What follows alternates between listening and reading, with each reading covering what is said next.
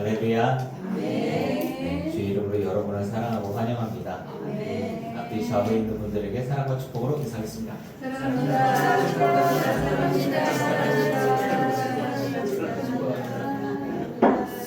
축복합니다.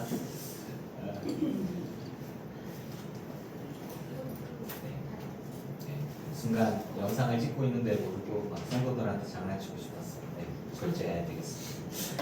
사도신경으로 신앙 고백하시겠습니다.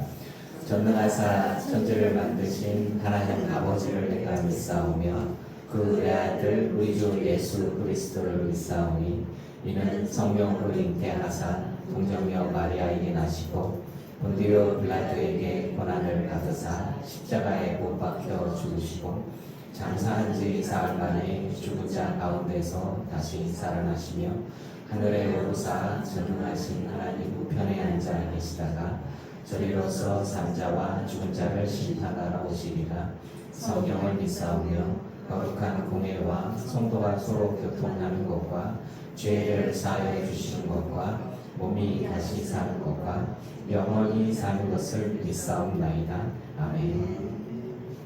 찬양 27장 찬양하시겠습니다. 오늘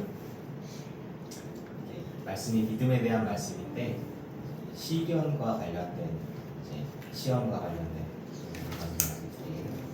27장 봅시다. 주님 다시 오실 때까지.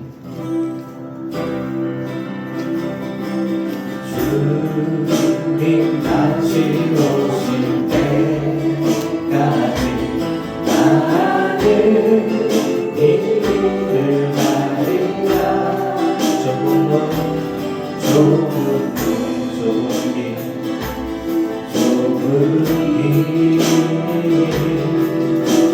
나의 십자가 지고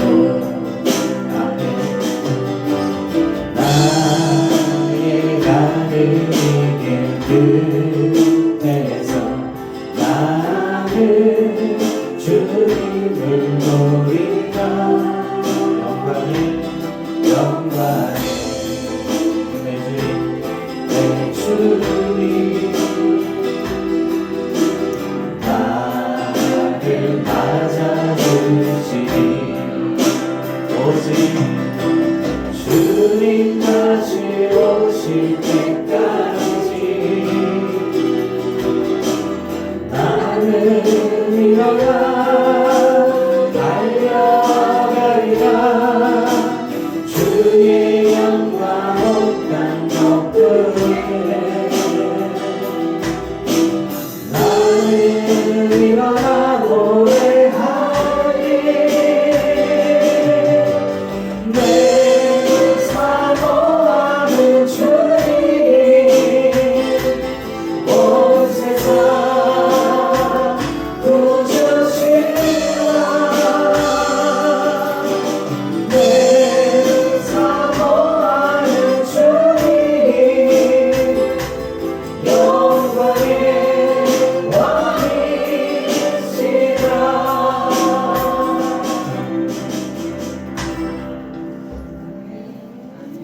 아멘. 28장 주와 같이 기도하는 거. 주와 같이 기도하는 것 즐거운 일 아닌가. 우리 주님 또 같이 발자취를 할 텐데 한 걸음 주 예수와 함께 날마다 우리는 걷게 돼. 어린아이 같은 우리 미련하고 약하다. 그의 손에 이끌리라.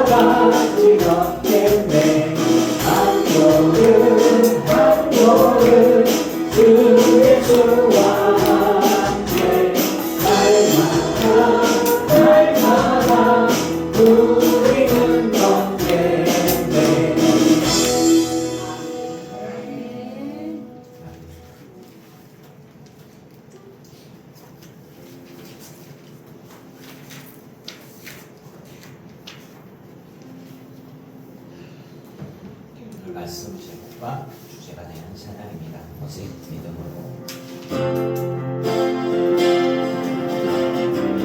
세상 흔들리고 사람들은 변하여도 나는 주를 섬기리. 아멘 아멘. 주님의 사랑은 영원히 변하지 않게 나는 주를 신뢰해. 오직 믿음으로 오직 믿음으로 내가 살리라. 오직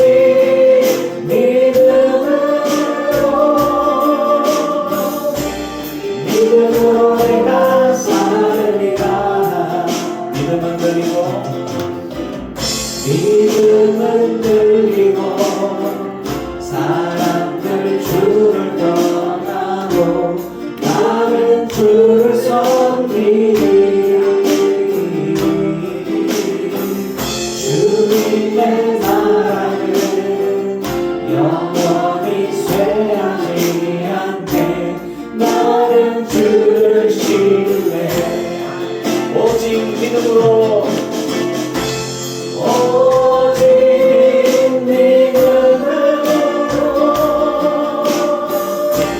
믿음으로 내가 살리라.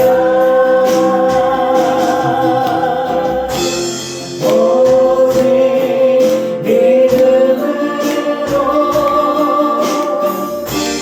믿음으로 내가 살리라. 오직 믿음으로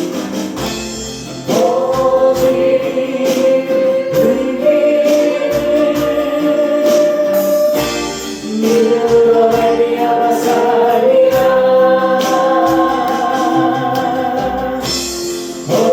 오직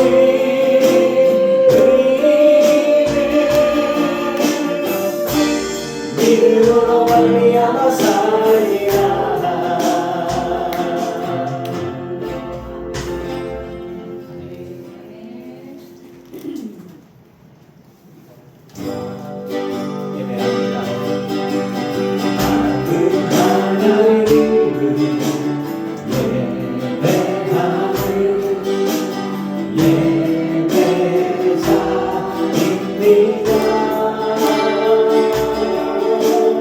내가 서 있는 곳 어디서나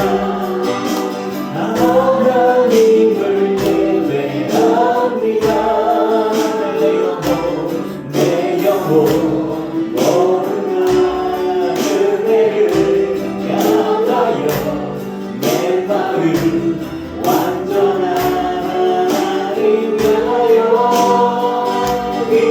이곳에서 바로 이 시간 하나님을 예배합니다.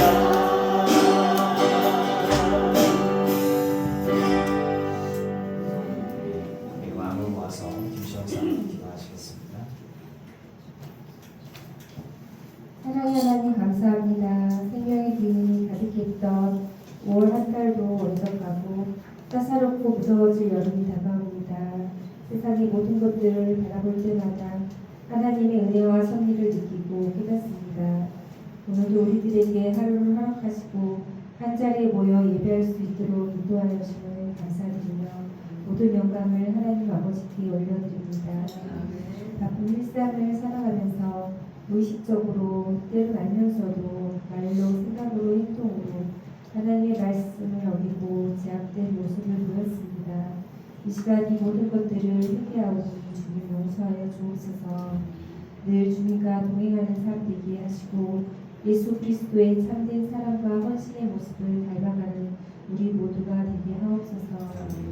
이 나라와 이 민족을 사랑하시는 주님, 우리 대한민국이 점점 더 성장하고 강해지고 있지만 국민 한 사람 한 사람을 볼 때 많이들 지치고 힘들고 사방이 꽉 막혀 고통받는 이들이 너무나도 많습니다. 먼저는 그들이 하나님을 알고 예수님을 믿어 그 마음의 공허함과 우울감이 사라지고 감사와 기쁨으로 가득하게 기도드립니다. 우리 성도님들 가정 또한 늘 감사가 넘치고 기쁨이 가득한 가족들 되길 기도드립니다. 물질의 문제 없게 하시고 건강의 문제 치유해 주시고 인간관계 문제 해결되게 하옵소서. 문제 없는 가정 없지만 문제가 문제되지 않게 하시고 기도와 말씀으로 돌파하며 해결받고 간증하게 하옵소서. 오늘도 말씀 들고 강단에 서신 이호주 목사님께 성령 하나님 함께 하시고 인도하여 주시어서 은혜 받는 귀한 말씀 되게 하옵소서. 이 모든 말씀을 예수 그리스도 이름으로 기도드렸습니다.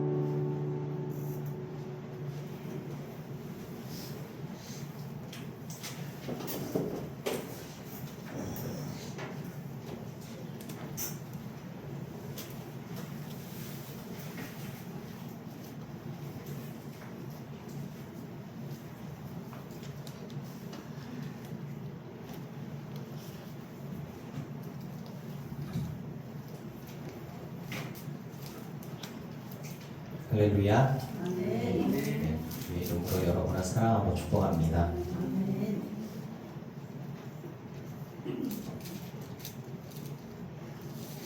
한 주간에 시련이 많으셨나요? 또 시련이 계속되고 있나요 혹시? 얼굴에 좀 써있어 다니고 주여, 오늘은 의도한 건 아니지만 이제 말씀 묵상하면서 준비하면서 그러니까 믿음 딱 제목을 믿음 하나 딱 달랑 해놨는데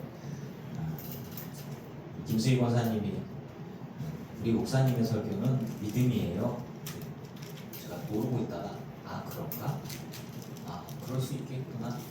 이우주는 말씀, 성경을 예수 그리스도를 묵상하면서 믿음을 붙들어야 된다라고 강조하는 사람이구나. 의도한 건 아니지만 말씀 많이 듣고 관심 있는 분이 그렇게 얘기해 주시니까 부인할 수가 없더라고요. 제가 오늘 드리는 말씀들도 모르는 얘기 아니고 새로운 얘기 아니고, 하지만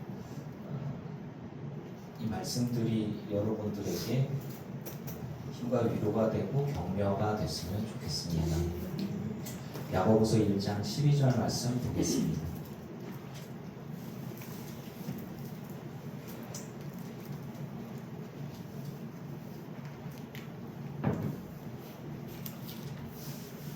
야고보서 1장 12절.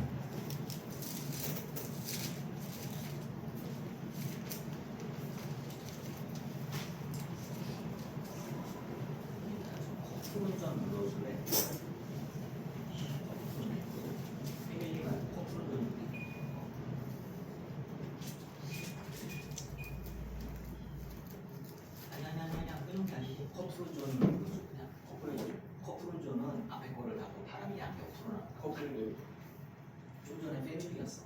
커플 그렇게 지금 눌러서 그렇게 하는 거야. 자, 야고보서 양옆으로 바람이 나오기 때문에 직접적으로 오셔서 감기 걸릴 수도 있을 것 같아서 약간 돌릴게요. 자, 같이 읽겠습니다. 시작. 시험을 참는 자는 복이 있나니 이는 시련을 견디어낸 자가 주께서 자기를 사랑하는 자들에게 약속하신 생명의 연료관을 얻을 것이기 때문이라. 아멘. 대표 기도자의 기도를 듣고 같이 기도하면서 그냥 이제 마음속에 드는 같이 기도하면서 드는 게 뭐냐면 기도의 임계점을 돌파하라는 감동이 있었어요. 기도의 임계점. 물이 끓으려면 100도가 돼서 이렇게 막 끓잖아요. 그때까지는 불을 빼야 돼요. 계속. 우리가 하나님의 응답이나 하나님의 역사하심, 우리가 기도하면서 어떤 기준들이 있어요. 이 정도까지 이런 거. 이제 저희가 아이들에게도 공부는 계단식이라고 이렇게 얘기했거든요. 똑같이 공부를 하는데 실력이 안 늘어, 성적이 안 나와. 아니야. 계속 똑같이 공부를 하다 보면 어느 순간에 탁 올라가는 거예요. 실력은 이렇게 안 늘고요. 계단식으로 늡니다. 이렇게 계단식으로. 어느 순간 공부하는데 성적은 똑같다가 갑자기 어느 순간 팍 올라가. 그 다음 똑같이 공부하는데 어느 순간 팍 올라가. 이런 식으로 실력은. 운동선수도 그렇고 공부하는 친구들한테도 그런 얘기를 합니다. 우리가 최선을 다해서 노력하는데 그것이 정비례하는 게 아니라 계단식으로 늘어나니까 포기하지 말고 낙심하지 말고 꾸준히 해라. 기도를 듣고 있는데 같이 기도하면서 좀 마음속에 시련과 고난에 우리가 기도하면서 인내한다면 그 임계점이 있으면 어느 순간에 달라질 거다. 마음속에 여러분들의 삶에 잘 모르겠지만 자세히 얘기도 잘 안 하시겠지만 시련들이 있다면 무엇으로 이것들을 이겨내고 견뎌내야 할까? 오늘의 제목은 믿음이에요. 처음에도 믿음이고 나중에도 믿음입니다. 야고보서의 저자는 예수님의 친동생으로 알려져 있습니다. 예수님의 부활을 경험하고 예루살렘 교회의 영적 지도자로 섬기다가 돌에 맞아서 순교한 사람으로 알려져 있어요. 흩어진 유대교회 12지파에게 보내는 편지를 통해서 이들의 교훈을 가르치려고 하고 있습니다. 야고보에 대해서 우리가 뭐 잘은 모르지만 이름이 비슷하니까 예수님의 12제자 라고 생각을 할 수 있겠죠. 근데 야고보는 예수님의 이제 친동생으로서 이분이 갖고 있는 지도력, 영향력 같은 경우에는 예루살렘 공동체뿐 아니라 흩어진 유대인 출신의 유대교 공동체분한테 상당히 영향을 미쳤던 것 같아요. 이분의 삶이 야고보는 무릎의 기도자였습니다. 우리가 낙타 무릎이라고 하는 정병호 목사의 책들이 상당히 많은 도전이 되고 감동이 되었었던 때가 있었는데 훌륭한 책입니다. 그분의 인간적인 연약함들로 인해서 많이 사라지긴 했지만 근데 야고보는 기도와 영성, 충성과 헌신을 삶으로 보여준 실천적인 그 영성가입니다. 야고보는 정말 늘 기도했기 때문에 무릎이 낙타 무릎처럼 되어져 버린 사람, 그냥 늘 진짜 낙타 무릎이 되어져서 계속 기도하신 분이고, 사도 요한 같은 경우도 늘 기도하셔갖고 기도 자리가 패였어요. 이렇게 늘 울고 기도하시던 자리가 이렇게 그 땅이 패일 정도로 그렇게 그 자리에서 한 자리에서 이렇게 기도하시던 분이었습니다. 물론 계속 그렇게 기도만 하시면 몸에 이렇게 생물학적으로는 여기저기 아픕니다. 관절염부터 해가고 혈액순환 안 되고 좀 좋지 않아요. 질병이 따라옵니다. 근데 그래도 그냥 늘 기도하셨던 것 같아요. 믿음의 실천과 기도는 따로 존재하지 않습니다. 믿음이 있으면 순종은 따라옵니다. 믿음이 없는 자인데 기도하고 믿음이 없는 자인데 말씀을 보고 믿음이 없는 자인데 말씀을 실천하는 건 안 됩니다. 주님이 우리 가운데 오셔서 우리한테 감동을 주시고 우리에게 힘을 주셔서 우리가 이제 믿음 가지고 기도하고 순종하고 충성하고 할 때 열매가 맺히는 거죠. 믿음을 가지고 성령이 임하시면 시련이 없냐? 시험과 시련이 없는 성도는 단 한 명도 없습니다. 고통당하지 않는 목사와 시험이 없는 장로는 없습니다. 인간에게 오든 물질로 오든 관계성 속에서 오든 자녀에게서 오든 부모에게서 오든 항상 공격이 옵니다. 각 가정마다 기도 제목이 있죠. 없는 기도 제목이 없는 기도할 게 없어요. 난 정말 평안해 행복해. 거짓말하는 사람입니다. 거짓말하는 사람. 부유한 이는 부유한 이대로, 가난한 이는 가난한 이대로, 건강한 이는 건강한 이대로, 질병이 있는 이는 그 질병으로 인해서 다 기도 제목들이 있습니다. 자녀가 많아도 기도 제목이 있고 그렇지 않아도 기도 제목이 있습니다. 가족이 많아도 기도 제목이 있고 그렇지 않아도 기도 제목이 있습니다. 시험을 당함이 기쁨이다 라고 표현한 야고보의 말씀을 보면 정말 받아들이긴 어렵습니다. 시험은 고통이기 때문입니다. 시련은 눈물이지 기쁨은 아니에요. 그런데 이분은 그렇게 표현을 했어요. 왜? 믿음이 있으니까. 이게 참 다른 세계, 다른 차원의 믿음인 것 같은 느낌이 들어요. 2절에 여러 가지 시험을 당한 것은 온전히 기쁘게 여겨라. 무슨 소리요? 시련은 고통이지. 아픈 건 눈물이고 상실, 슬픔, 눈물, 괴로움 이건 우리에게 좀 지나갔으면 하는 거잖아요. 근데 시험을 당한 것은 온전히 기쁘게 여겨라. 다른 사람인가? 감정이 없는가? 아닙니다. 예수님도 분노하셨고 슬퍼하셨고 눈물 흘리셨어요. 야고보도 마찬가지죠. 성령의 사람이라고 슬픔이 없지 않고 성령의 사람이라고 고통이 없지 않습니다. 괴로움이 없냐? 있습니다. 그런데 왜 기쁘게 여기는가? 믿음의 시련이 인내를 만들어내고 그 인내를 통하여서 하나님 보시기에 부족함이 없도록 우리가 믿음의 성장을 이룬다. 그런 시각에서 보았을 때 기쁘다. 근데 기쁘지 않아. 괴로워, 슬퍼, 믿음이 흔들려. 그럴 때에 너는 지혜가 부족하구나. 지혜가 부족하면 하나님께 기도해라. 그러면 알게 해주시고 받게 해주시고 깨닫게 해주실 것이다. 믿음으로 구해라.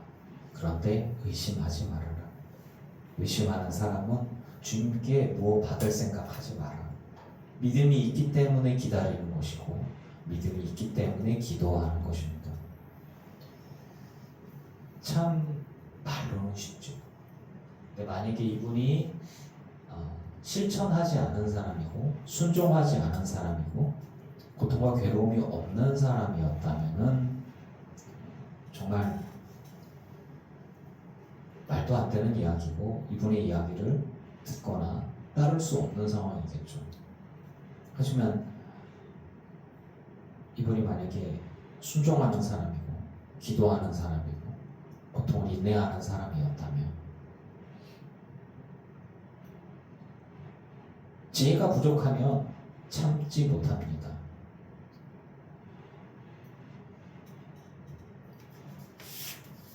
하나님께 기도를 해야 하는 이유가 거기에 있는 것 같아요.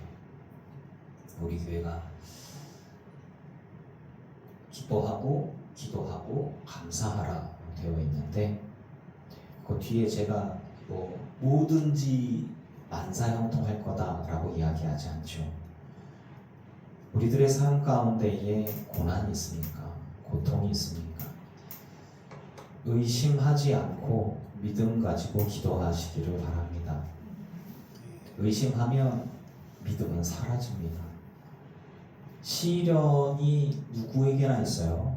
근데 그 시련을 왜 하나님 내게 이런 시련을? 이라고 질문함과 동시에 의심이 생깁니다. 그리고 그 시련에 넘어진다는 것은 믿음이 무너진다는 거예요. 의심하게 된다는 거죠. 원망하게 되는 거죠. 하나님, 내가 지금까지 이렇게 충성했는데 저에게 이러실 수 있습니까? 라는 거. 굉장히 믿음 없는 이야기죠. 그럼 그곳에 불신앙이, 불순종이, 불충성이 비집고 들어오고 거기에 기도가 끊어지고 주님께 나아감이 끊어집니다. 주님과의 관계가 끊어지면 주님으로부터 은혜를 공급받지 못하고 그럼 우리 말라가는 거예요. 영적으로 배고파하고. 주님은 믿음의 사람에게 역사하십니다. 두 마음을 품은 사람은 신뢰하고 사랑받지 못합니다.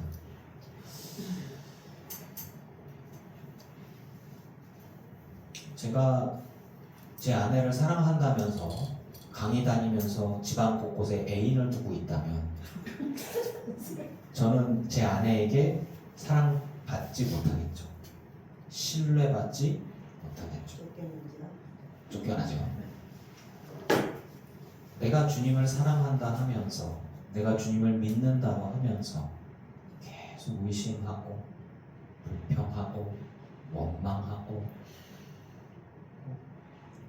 기다리지 못하고 기도하지 못한다면 주님은 무슨 이야기를 우리에게 해주실까요? 제 아내가 일을 하면서 밖을 돌아다니면서 많은 사람들을 만납니다. 어떤 때는 어떤 가정에 가서 누군가를 만나기도 하고 별로 없어요. 카페에서 어떤 사람 만나기도 하고 따로 만납니다. 그때마다 제가 누구야? 어떻게 만났어? 이러면 이제 굉장히 어렵겠죠.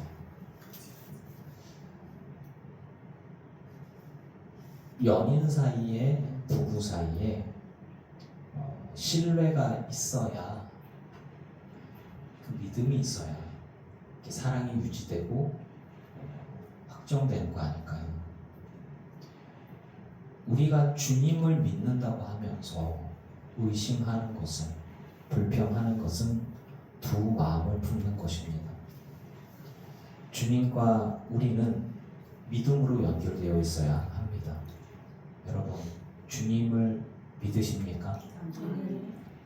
믿으신다면 의심하지 마시고 기도하시기 바랍니다. 의심과 믿음은요, 반대편에 있습니다. 시험을 참는다는 것과 시련을 견디는 것은 같은 말입니다.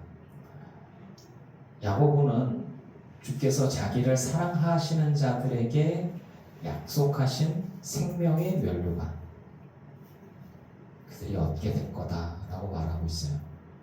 우리가 생명의 면류관을 얻으려면 믿음이 있어야 합니다. 그리고 그 믿음에 합당한 순종이 있어야 합니다. 그 과정이 어려워요. 괴로워요. 힘들어요. 그래서 원망을 내뱉기도 하고 불평을 내뱉기도 하고 의심하기도 하고, 하나님이 계시나? 하나님 나와 함께 하시나? 내 기도 들어주시나? 나를 돌보시나? 이렇게 질문을 하다 보면 가장 쉽게 할 수 있는 말, 왜 내게 이런 시련을 주십니까 주님? 이렇게 얘기하는 게 굉장히 쉽게 나올 수 있는 말이에요. 왜 내게 있는 것을 가져가십니까 주님? 그렇게 말할 수 있겠죠. 그곳에는 믿음이 없습니다. 시련이 왔을 때 이렇게 질문하기가 쉬워요. 왜 내게 고통이 왔지? 누구 잘못이야? 내가 잘못했나? 당신 잘못인가? 내가 그때 무슨 선택을 해서 무슨 잘못으로 내게 있는 것들이 사라지고 건강이 사라지고 물질이 사라지고 사업상 어려움이 생기고 그렇지? 하나님 왜 내게 이런 시련을 주십니까?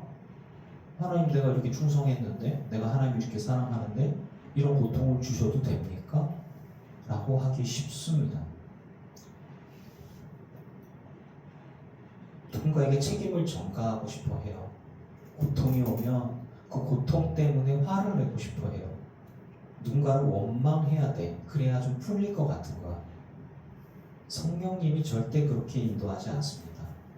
우리들의 혈기가, 우리들의 자아가, 우리들의 욕심이 그렇게 움직여갑니다. 여러분 그 유혹에서 여러분이 죄에 빠지지 않고 하나님의 은혜 가운데 믿음으로 일어서시기를 축복합니다. 믿음의 사람이 생각으로부터 이렇게 빠져든다면 그건 이미 진 거예요. 우리는 이러한 유혹에 넘어가지 말아야 합니다. 하나님의 특별히 나를 사랑하셔서 이거 굉장히 위험한 생각입니다. 어떤 이들은 얘기해요. 하나님이 날 특별히 사랑하셔서 내게 이런 말씀을 주셨어. 하나님이 내게 특별히 사랑하셔서 내게 뭔가를 주셨네. 하나님이 특별히 날 사랑하셔서 이러이러한 은혜를 주셨어. 물론 그런 사람들이 성경에 나오긴 합니다만 하나님이 특별히 불러서 사명을 맡긴 사람들 치고 고생하지 않은 사람이 없어요. 고통당하지 않은 사람이 있어요. 특별히 불렀는데 십자가 지는 거야. 특별히 십자가가 더 커. 엄청 힘들어. 근데 그거를 하나님이 특별히 날 사랑하셔서 날 부자로 만드셨고 하나님이 날 특별히 사랑하셔서 이러이러한 복을 주셨어 라고 얘기한 거 물론 그럴 수도 있어요. 그런데 특별히 나를 사랑한다고 하는 사람들이 하는 말이 보호하시고 은혜를 부으시고 공급하시고 책임진다라고 믿는 사람들은 그렇게 믿다가 고난이 닥쳐올 때 시련이 닥쳐올 때 무너집니다.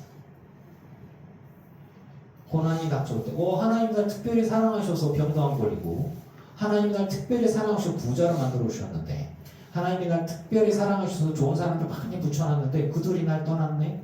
건강이 사라졌네.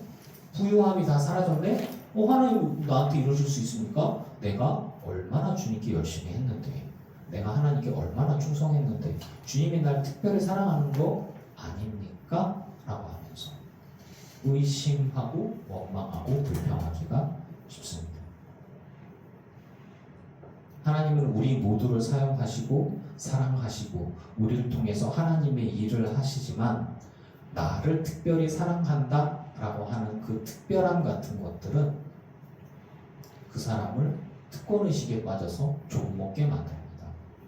여러분 우리는 주의 종일 뿐이지 특권의식을 가지고 다른 이들보다 더 좋아야 하고 더 훌륭해야 하고 더 안락해야 하고 부유해야 하고 건강해야 하고 할 이유가 없습니다. 맡겨진 사명 충성하시기를 축복합니다. 특별한 사람들이 있어요. 주님의 사도들 특별합니다. 자, 그들의 삶을 볼까요? 주의 사도들 그들의 가문에서 축출당했습니다. 그들이 갖고 있던 재산들 다 날아갔어요. 그들은 가문, 집안, 유대교 공동체 안에서는 내놓은 자식입니다. 범죄자보다 못한 신세였습니다. 사람들이 잡아다가 죽이려고 혈안이 되어졌어요. 아무도 이들의 말을 듣지 않습니다. 주의 사도들은요, 초대교회 시작 이후 사명을 감당합니다. 성령의 충만함을 입어서 복음을 전하고 핍박이 있을 때 주변으로 다 퍼졌어요. 약속하고 터진 것도 아니고 쫙 터집니다. 그런데 그들은 한결같이 남은 삶에 고난의 연속이었어요. 어디 가나 욕먹고 어디 가나 침뱉음 당하고 어디 가나 두들겨 맞고 그런데도 복음을 전했어요. 특별히 주님이 세운 사도들인데 말이죠. 성령이 그들과 함께 했어요. 기적도 임하고 병 고침도 임하고 어떤 때는 죽은 자도 살아나는 역사가 나타나기도 합니다. 그런데 욕먹어. 그런데 두들겨 맞아요. 그런데 도망 다녔어요. 그러다가 잡혀서 어떤 이는 톱으로 켜서 어떤 이는 칼에 찔리고 어떤 이는 십자가에 못 박히고 어떤 이는 뒤집혀서 십자가에 못 박혀서 고통당하다가 죽습니다.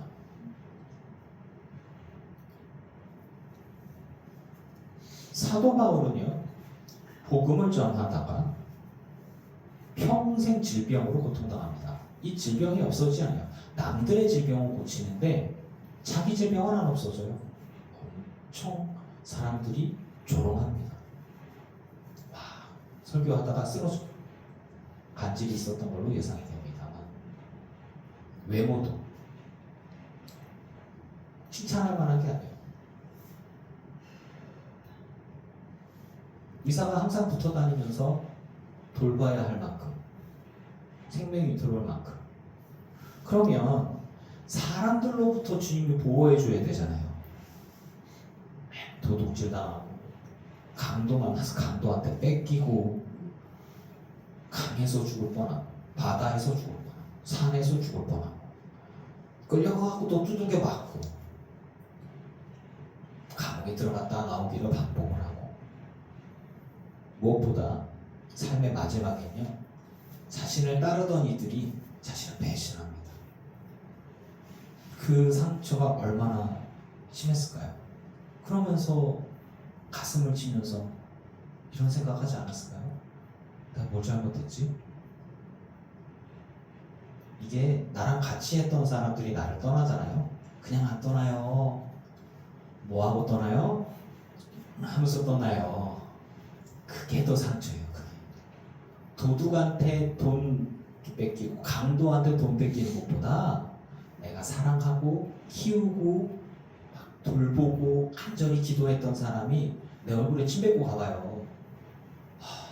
그 머리로는 사랑한다 말씀이다 주님밖에 없다고 하는데 이 안에 성령에서 하시는 거 외에 내가 또 있잖아요. 내가 자아가 이게 성령의 사람이라도 상처받습니다.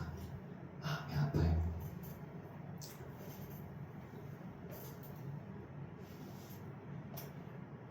사도 바울이 얼마나 속상했는지 성경에 써놨잖아. 이 사람들은 날 떠났고 이 사람은 배신했고 이 사람은 네가 돌봐줘라. 내 은혜를 많이 입었다. 성경에 이제 박제를 해놨어요. 몇천 년이 지나도 이 사람들은 계속 이름에 오르내릴 거야. 그러다가 감옥의 제일 마지막에서 자기가 죽을 것 같으니까 유언 같은 편지를 좀 남기고 그리고 순교를 당합니다. 예수 믿음 복이죠. 주님과 함께하는 삶은 분명 복입니다. 기쁨이고 하나님 나라의 상급이 분명 있습니다. 근데 그 과정이 꽃길입니까? 꽃길만 있진 않습니다. 꽃길이 없진 않습니다. 행복해요. 제가 교회를 하면서 저희 선조들에 대한 이야기 또 과거에 우리 선배님들에 대한 사역에 대한 이야기를 이렇게 들으면 저는 좀 되게 행복하게 사역을 하고 있습니다. 이제 좀 여담이긴 한데 그냥 들으세요. 얼마 전에 그 신갈감리교회 고 이승우 목사님이라고 계세요. 그분이 제가 여기 오서 한 10년 넘게 되면서 한 10번이나 만났나 그냥 개인적으로 저랑 얘기를 섞을 일이 아니야. 큰 교회 목사님이고 나 기초교회고 그리고 감신동문이 아니고 그분 목원이세요. 그리고 뭐 제가 뭐 그분이 운동을 하시는 것도 아니고 뭐 독서 모임 있는 것도 아니고 아무것도 아니에요. 저랑 좀 만나지도 않아요. 자는데 꿈에 그분이 나타나셨어요. 저희 감신 동기 목사님들한테 그때 그분들이 빵 터졌어. 왜 그러냐면 그분이 나타나셔서 아니 저랑 몇 번 말도 안 섞었어요. 저랑 친하지도 않아요. 근데 제가 개인적으로 굉장히 존경하는 어른이거든요.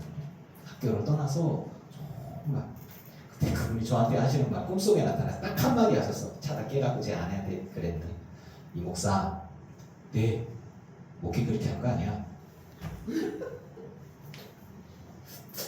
네? 네? 그리고 잠이 깼는데 찝찝해갖고 아 이거 참 강아지라도 나서 개꿈이라도 하지 존경하는 목사님 나가고 목회 그렇게 하는 거 아니야. 그래서 감신 동기 목사님들 얼마 전에 모여가지고 식사를 하는데 제가 거기 후임 목사님이 있고 잘 아시는 선배분들한테 물어봤어요. 고 이승우 목사님의 목회적인 유산이 뭐예요? 라고 물어봤어요. 그랬더니 그분들이 막 웃으시면서 야, 네 선지자냐? 계시를 받았나 보다. 야, 그럼 막 놀리셔요. 그런데 그분의 사역은 기승전 교회인 거예요. 기승전 성도. 그래서 오직 교회만, 성도들만. 그래서 성도들은 그분 돌아가시고 새로운 목사님이 왔는데 걱정을 했어. 리더십이 연결이 안 되고, 그러니까 지금 담임 목사님은 인정 못하고 그 전 목사님은 계속 이렇게, 그러니까 돌아가신 고 이성호 목사님이 개척하시고 이렇게 세우신 교회를 알고 있어요. 뭐냐면 누가 말한 대로 제왕적 목회죠. 목사님이 말이 거의 법이에요. 그런데 처음부터 끝까지 계속 성도들을 위해서만, 성도들을 섬기는 데에서만 그렇게 충성하시다가 그리고 돌아가셨는데 어느 정도였냐면 돌아가실 때 장례식에 성도들 아무도 부르지 못하겠어요. 어디서 장례가 난지도 어디서 돌아가셨는지 몰라. 성도들이 너무 서운했어. 그래도 성도들한테 알리지 마라. 또 하나는 암이 되게 심했어요. 그래서 고통이 너무 심했어. 어느 정도냐면 의자에 앉아 계시다가 이제 일어나시지도 못할 만큼 몸이 안 좋은데 성도들한테 아무 말도 안 했어.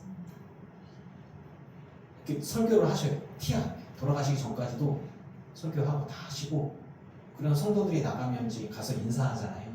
그걸 안 했어. 왜 그러냐면 앉아서 일어나지 못하니까 부목사들이 와서 옆에 붙들고 이렇게 세워가지고. 그러니까 저기 성도들한테는 강한 모습, 인자한 모습, 흔들리지 않는 모습만 보이셨어.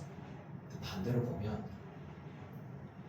그 아들이 이광영 목사가 우리 후배 목사님인데 아버지한테 불만이 너무 많아.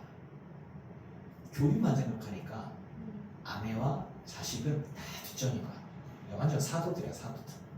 참 그렇게 고생을 한 거예요. 그러니까 이용 집사가 어쩌면은 공감할 수도 있어. 우리 엄마 아빠 교회밖에 몰라 이러면서 끄덕끄덕 거기. 근데 그러면서 그 다른 선배 목사님들이 우리 아들이신 그 이광현 목사님 후배 목사를 얘기하면서 그런 얘기를 하는 거야.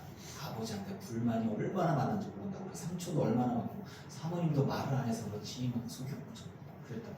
오직 그냥 주님, 오직 교회밖에 없었고, 그리고 교인들한테 조금이라도 뭐 이렇게 피해도 아니야. 그 정도는 조금 해줄 수 있지 않을까? 그 정도는 요청할 수 있지 않을까? 그 정도는 양해를 구할 수 있지 않을까? 절대 타협이 없어요. 그냥 오직 교회 성도가 가장 우선인 거야. 대신 아내와 자식들은 너희들은 희생해. 너희들은 참아해. 너희들은 뒤야. 교인이 우선이야. 그렇게 하셨어요. 그러니까 제가 속으로 그랬죠. 그러니까 다른 분들한테 그랬죠. 저는 반대인데요. 죄송합니다. 여러분 죄송합니다만 저는 제 자식들도 중요하고 아내도 중요합니다. 그래서 제가 용인에서 다른 데로 사역을 옮기지 않았던 것은 저희 아이들이 전학을 가는 게 싫었기 때문이에요, 사실. 그것도 그렇고, 그리고 사역지가 있는데도 옮기지 않았던 것도 마찬가지고. 유민이가 전학을 안 갔죠, 그렇죠? 네, 학교를 근데 전학 갈 수 있는 상황도 있어요. 왜냐면 이사를 많이 했기 때문에 안 했어요. 물론 이제 좀 집이 머니까 왔다 갔다 하는 게 좀 불편하긴 했지. 제가 생각을 해봤어요. 사역이 뭘까? 믿음이 뭘까? 뭐가 우선일까? 그분이 하나님의 음성으로 저한테 목회 똑바로 하고 그래야 되나? 그 이야기를 했을까? 저는 아직 질문이긴 해요. 하지만 지금 제 사역들 가운데에서 제가 여러분을 사랑하고 이 교회를 유지하고 제가 제 아내와 제 아이들을 사랑하고 하는 이 모습들이 저는 죄라고 생각하지 않습니다. 근데 시간에 따라서 시대에 따라서 우리 장로님도 교회 우선으로 살으셨는데 마음 한켠에 자녀들한테 미안한 마음이 좀 있으실 것 같아요. 제가 보기에는 전혀 없으실 수도 있고. 네. 저는 생각해 봅니다. 우리의 삶을 살아가면서 내게 주신 사명들을 내가 감당하고 살아가는데 그건 우리들의 선택이에요. 그런데 우리가 주를 위해 삶을 살아간다고 하면서 많은 이들이 평탄하기만 바라는 경우가 있습니다. 형통하기만 바라는 경우가 있습니다. 바울은 얘기해요. 내가 죽는 게 제일 편안하다. 좀 죽었으면 좋겠다. 그렇게 말하는 거죠. 천국에 가면 안식을 누리는데 지금 이 삶이 너무 고통이다. 사역이 고통일 수 있는가? 어떤 얘기 그럴 수도 있겠어요. 충성함이 주를 믿는 것이 고난일 수 있나? 그럴 수도 있겠어요. 하지만 결론은 그겁니다. 주님께 가기 전에 온전한 상급을 받을 것을 바라보면서 묵묵히 주신 사명 감당하는 것, 이게 믿음의 사람들의 삶의 방식이 아닐까 합니다. 여러분, 욕심이 우리 안에 생기면 죄의 유혹에 흔들리고 죄를 지으면 그건 사망입니다. 믿음으로 사역하고 믿음으로 순종하고 믿음으로 싸우고 믿음으로 이겨서 그 마지막에 믿음으로 주님 앞에 설 때에 온전한 성도의 모습이 아닐까 합니다. 여러분의 삶은 믿음이 있습니까? 여러분의 삶에 시련과 고난이 있다고 해서 의심하지 마시고 시험을 참는 자요 시련을 견디어낸 자가 생명의 면류관을 얻는다 하였습니다. 여러분, 저와 여러분, 이승훈 목사님은 이승훈 목사님의 삶의 방향성을 잡고 그렇게 충성하셨고, 저는 저대로 저의 사역에 확신을 가지고 합니다. 여러분이 보기에 이호준 목사 목회 방향성 잘못됐다고 생각하십니까? 그럼 좀 얘기 좀 해봐야 되겠어요. 저는 부끄럽지 않습니다. 제가 여러분을 사랑하는 방법과 제 아내와 저희 아이들을 사랑하는 방법, 여러분들이 여러분의 삶을 대하는 방법과 그리고 그 방향성들, 제가 여러분에게 질문합니다. 여러분은 믿음이 있습니까? 그럼 그 믿음을 붙들고 놓치지 마시고 욕심 앞에 무너지지 마시고 죄에 타협하지 마시고 하나님 앞에 온전한 생명의 면류관을 받으시는 그러한 충성된 성도의 삶이기를 주의 이름으로 축원합니다. 아멘.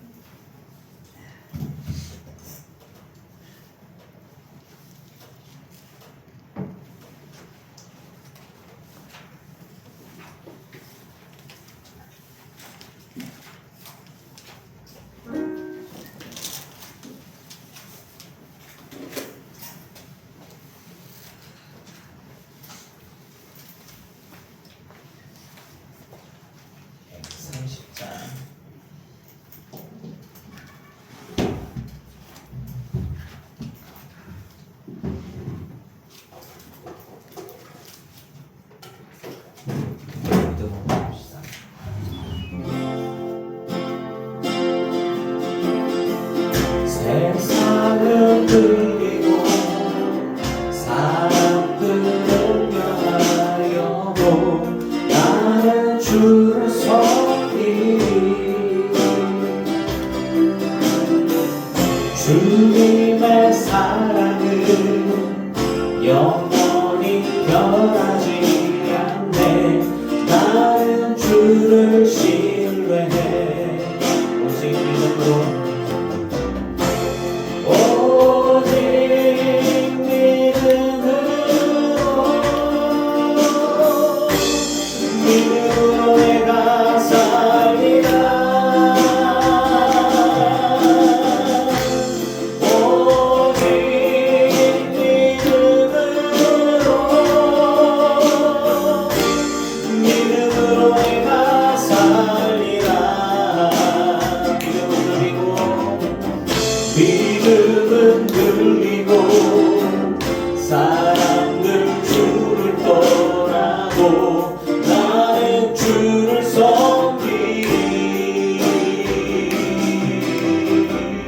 주님의 나라는 영원히 쇠하지 않네. 나는 주를 신뢰해.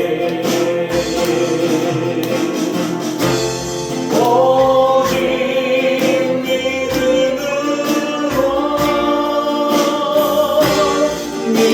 내가 살리라. 오직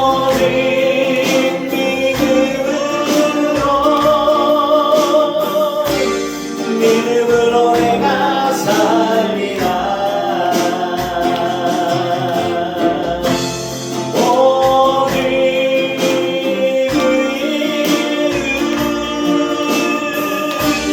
믿음으로 말미암아 살리라.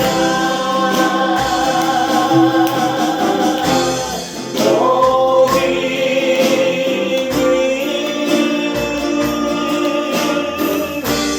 믿음으로 말미암아 살리라.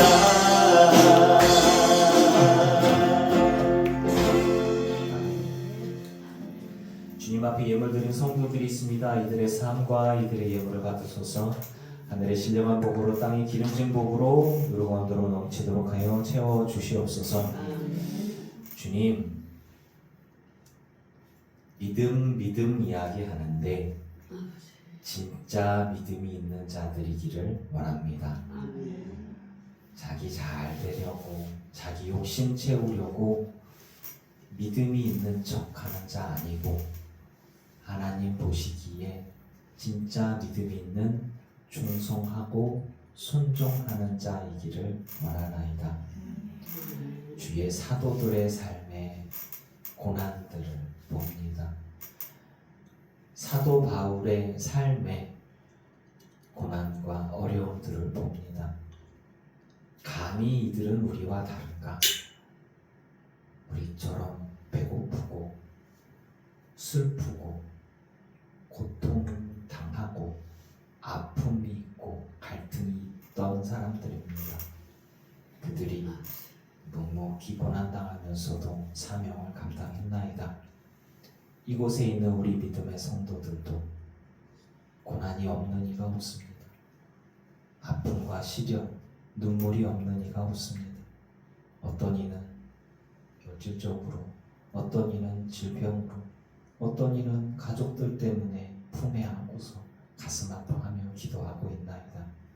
아버지여, 우리들의 삶이 이기적으로 예수 믿는 것 아니요, 주를 바라보며 믿음으로 묵묵히 충성하면서 주님 주신 사명 감당하는 자이기를 원하오니 우리의 사랑하는 성도들의 삶과 마음을 헤아려 주시고 만져 주셔서 위로하시고 감당케 하여 주시옵소서. 감히 사도들을 흉내내겠습니까? 감히 사도 바울을 흉내내겠습니까? 그분들과 그 성자 같은 분들과 제가 비교하겠습니까? 그러나 주여, 나 또한 믿음의 사람으로 발견되어지기를 원하나이다. 하나님 보시기에 기뻐하는 성도요, 기뻐하는 사명자로 서 있기를 원하나이다. 하지만 고난에 눈물을 흘리는 것은 어쩔 수 없고 기도하며 주님께 탄식하는 것 또한 어쩔 수 없습니다. 불쌍히 여기시사 우리 사랑하는 성도들의 기도를 들어주시고 하나님 은혜 가운데에 구원의 은혜와 해결되는 은혜와 돌파하는 은혜, 그리고 기적이 상식이 되어지는 역사들을 경험하고 간증이 드러나게 하여 주시옵소서. 혹여나 그렇지 않더라도 충성하며 묵묵히 사명 감당하고자 하오니 아버지여, 우리 사랑하는 성도들 붙들어 주시고 믿음에 믿음을 더하시사 온전히 충성하며 성령의 열매를 맺을 수 있도록 하여 주시옵소서. 무엇보다 인생의 마지막에 생명의 면류관을 얻는 모든 성도 되게 하여 주시옵소서. 예수님의 이름으로 기도합니다. 아멘. 이제는 우리 주 예수 그리스도의 크신 은혜와 성도 하나님의 지극하신 사랑하심과 성령님의 충만케 하시고 승리하게 하시는 은혜가 예배하는 늘기불교회 성도들과 오지 못한 이들과 온라인으로 예배하는 이들과 모든 모든 이들의 가정과 가문과 자손과 일도 위에 이제부터 영원토록 함께 없시기를 간절히 축원합나이다. 아멘.